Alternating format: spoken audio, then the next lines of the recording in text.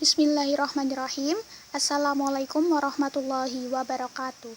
Perkenalkan, nama saya Kamelia Nailul, NIM T 2019-7093. Di sini saya akan melanjutkan penjelasan dari kedua teman saya mengenai penerapan etnomatematika pada permainan tradisional. Sebelumnya sudah disebutkan dua permainan tradisional yang menerapkan konsep etnomatematika. Di sini saya akan menyebutkan beberapa permainan tradisional lainnya, yaitu permainan tradisional kubuk, macanan, dan juga cek-cekan. Yang pertama adalah permainan tradisional kubuk. Pada permainan tradisional kubuk, tugas pada permainan ini adalah untuk memindahkan udu atau biji-bijian dari tangan kanan ke tangan kiri. Pemain yang berhak melakukan permainan ini yang pertama disebut pemain utama, dan pemain yang lainnya harus menebak jumlah udu yang dipegang oleh pemain utama.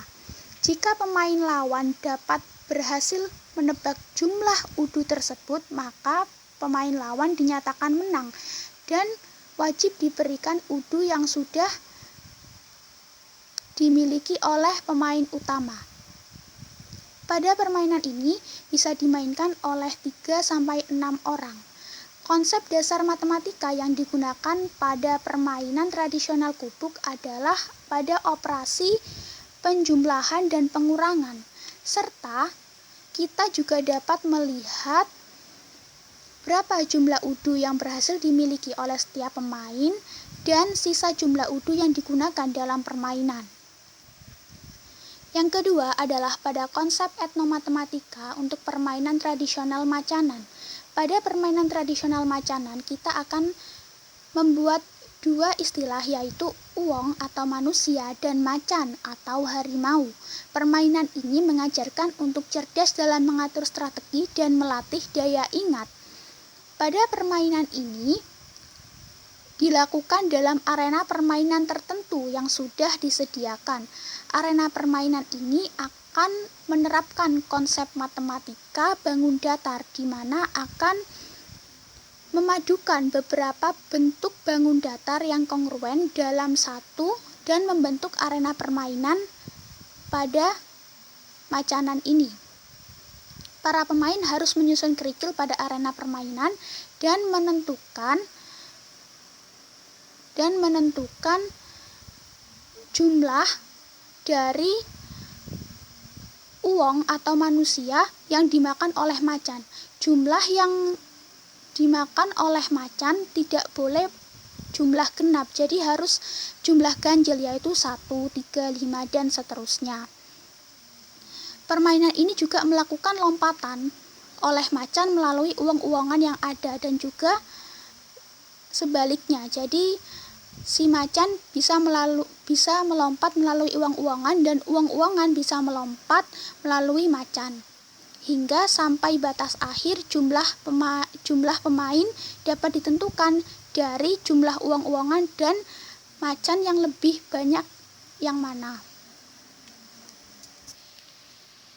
Pemain lawan dinyatakan menang apabila uwong-uwongan yang dimilikinya berhasil mengepung si macan. Tidak hanya konsep matematika dasar pada bangun datar saja yang digunakan, melainkan juga pada bilangan ganjil yang digunakan dalam menentukan jumlah uwong yang boleh dimakan oleh si macan. Kemudian pada permainan yang ketiga, yaitu cek-cekan. Pada permainan cek-cekan ini, atau biasa sering kita sebut dengan bentengan, paling sedikit dimainkan oleh 3 orang. Adapun langkah-langkah permainannya adalah membuat arena permainan dengan lingkaran berdiameter 2 meter dengan titik pusat yang disebut ngajekan. Kemudian membuat lingkaran yang sama dengan jarak antara 6-7 meter, dan di setiap sebelah kanan lingkaran besar tersebut harus ada lingkaran kecil sebagai tempat tawanan. Kemudian membentuk tim dengan jumlah anggota yang sama dan melakukan switch antar kelompok untuk menentukan kelompok utama dan kelompok lawan. salah satu anggota kelompok yang menang sweet akan keluar dari lingkaran asal dan memancing pemain lawannya. Jika sampai tertangkap, maka pemain tersebut dinyatakan mati dan harus masuk ke kotak lawan.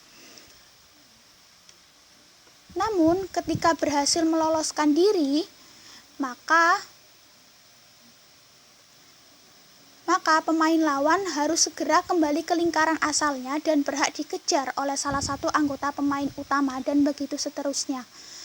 Nah, di sini sudah ada ilustrasi dari permainan cek-cekan ini, di mana konsep matematika berlaku di sini, yaitu pada konsep relasi yang digunakan untuk menentukan pola pemain yang mengejar lawan dan pemain yang dikejar oleh lawan. Pada dasarnya, konsep etnomatematika memang sangat mendasar pada kehidupan kita, terutama pada kehidupan sehari-hari yang ada di sekitar kita. Oleh karena itu, tidak dapat dilupakan bahwa matematika menjadi urgenitas yang besar, terutama untuk menyelesaikan persoalan-persoalan yang ada di sekitar kita. Dan juga sebagai upaya dalam meningkatkan motivasi dan semangat belajar siswa untuk lebih menyukai matematika. Mungkin cukup sekian yang bisa kami sampaikan. Terima kasih. Wassalamualaikum warahmatullahi wabarakatuh.